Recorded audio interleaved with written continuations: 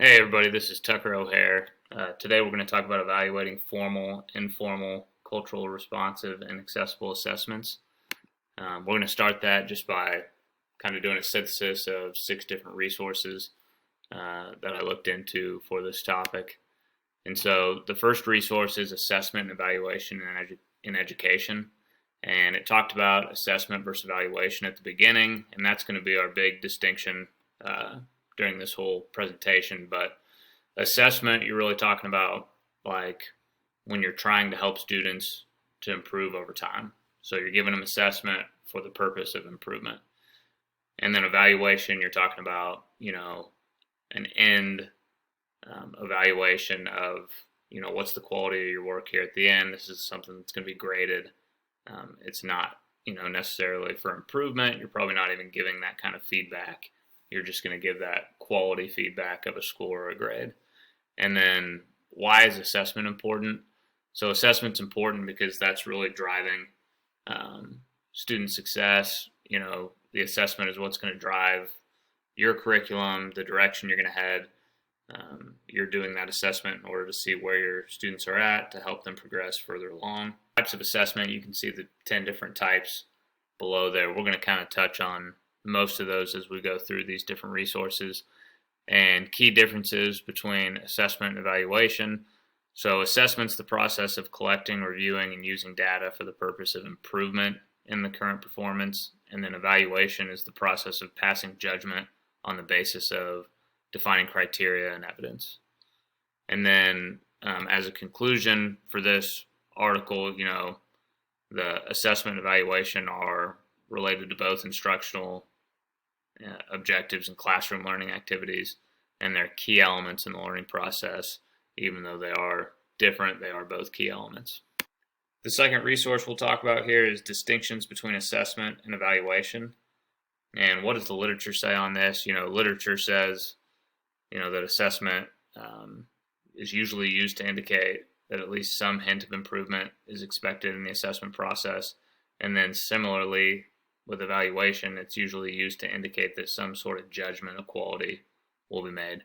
And then differences in the reports. In assessment, there should really be no mention of the quality of the performance. You're really just focused on making the next performance stronger. Whereas with evaluation reports, you're only interested in the quality of the performance, and you're going to be giving that again in the form of a grade or a score.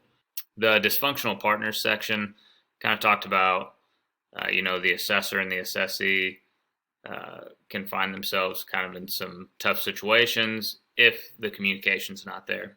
So it just kind of highlights the importance of, man, you got to have a ton of communication. You want the assessor and the assessee to both understand what the criteria are for the assessment and what feedback are you expecting from the assessment so that it's not a surprise and it doesn't come across as judgmental.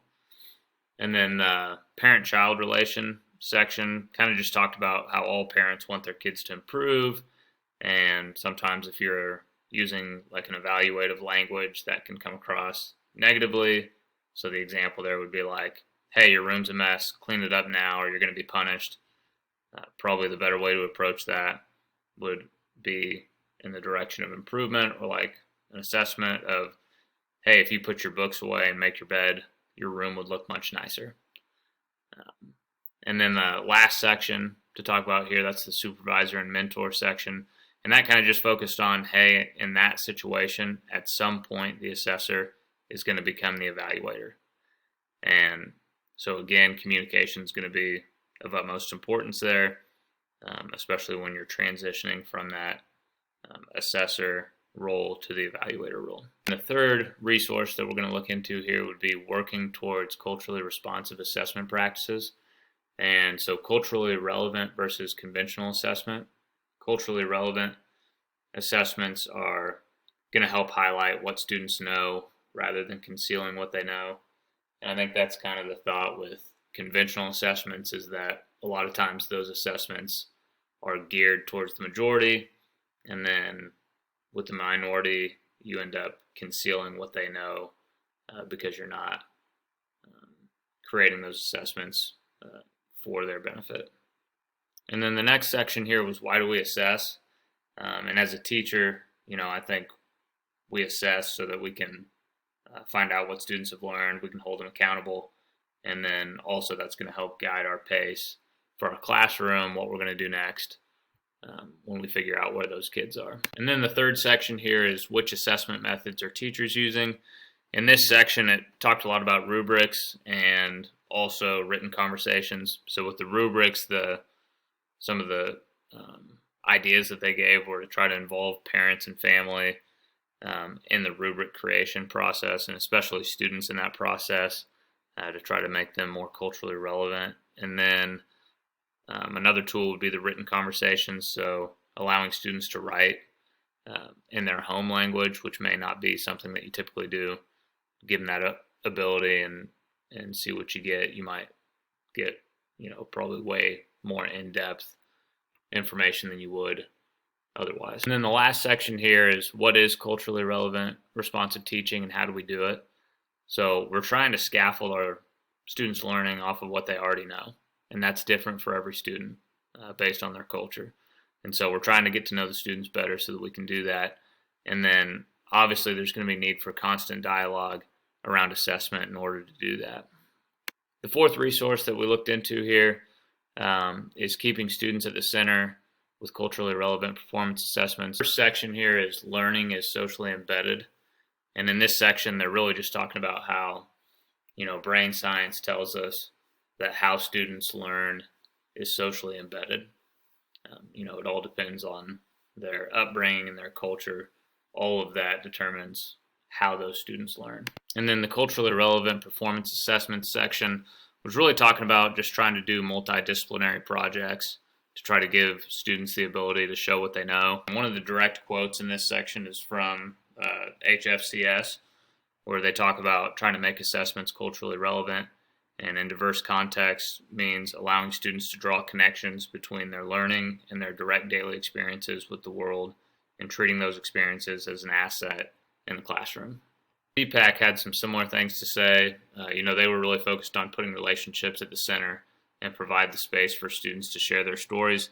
The Pasadena Unified School District does like a senior defense where at the end of the school year, students give a presentation based on a large research project that they've done.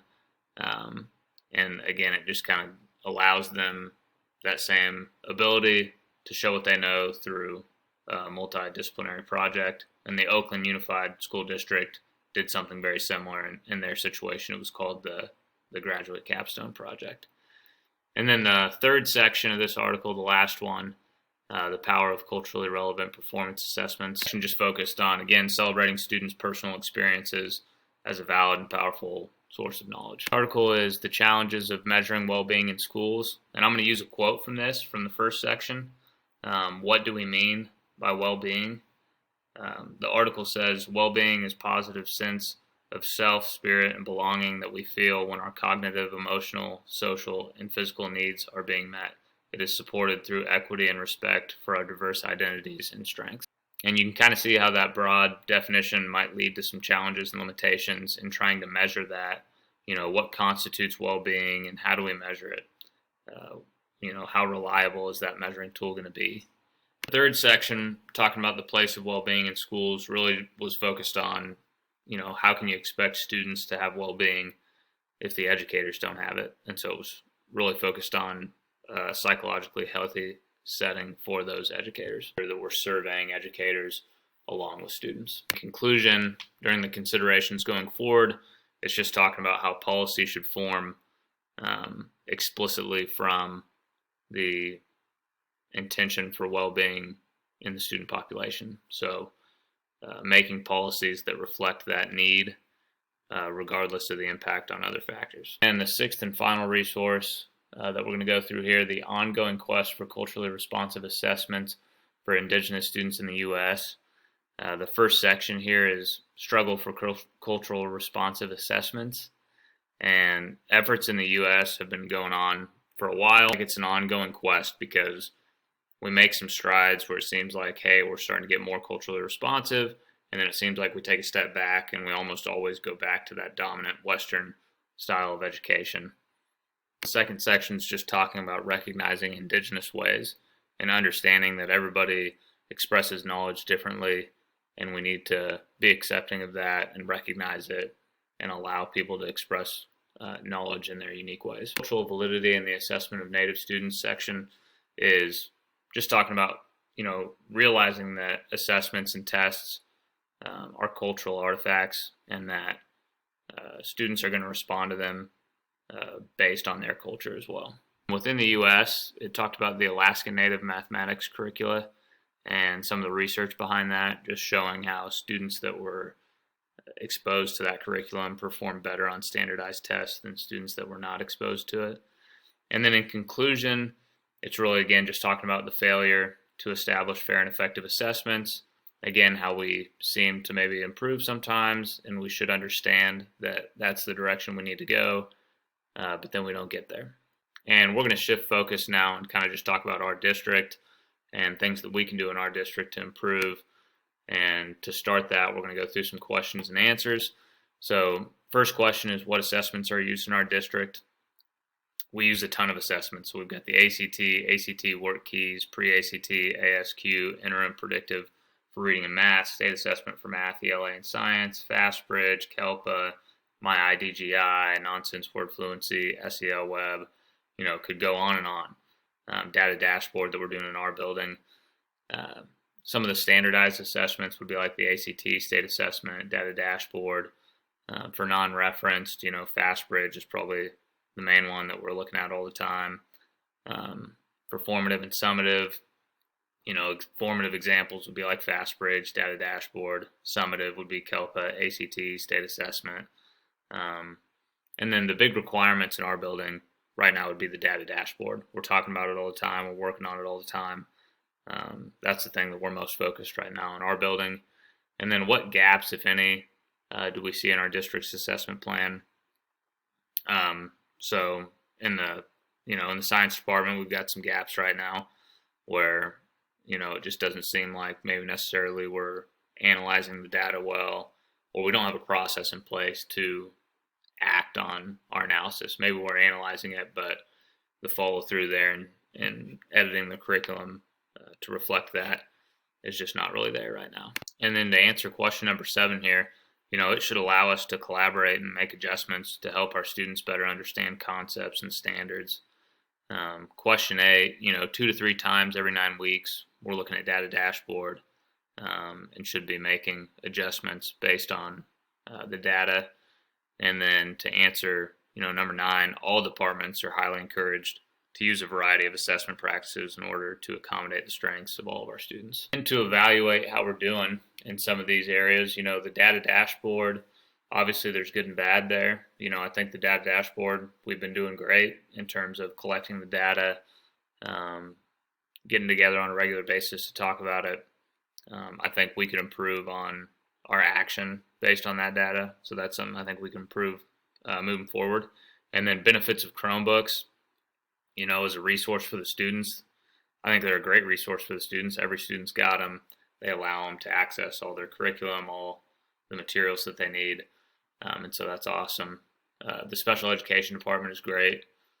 For us, it's a great service that supports equity. We've got, multiple different levels of service that can accommodate kids and try to get them in the least restrictive environment that we possibly can. Some of the downfalls of Chromebooks would be, that you could look at in terms of Microsoft products. You can't have them on those Chromebooks. And so maybe some kids are a little bit behind in that understanding of the Microsoft products.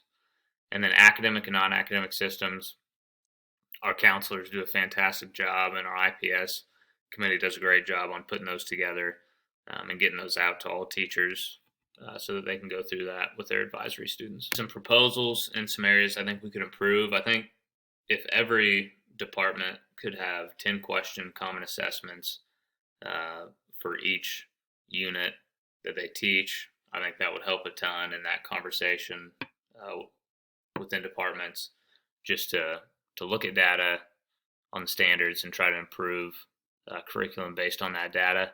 And then standard protocol for data analysis, kind of along those same lines, just have that standard protocol where we're always improving. And then a required Microsoft training to try to help those students that are behind with the Chromebooks.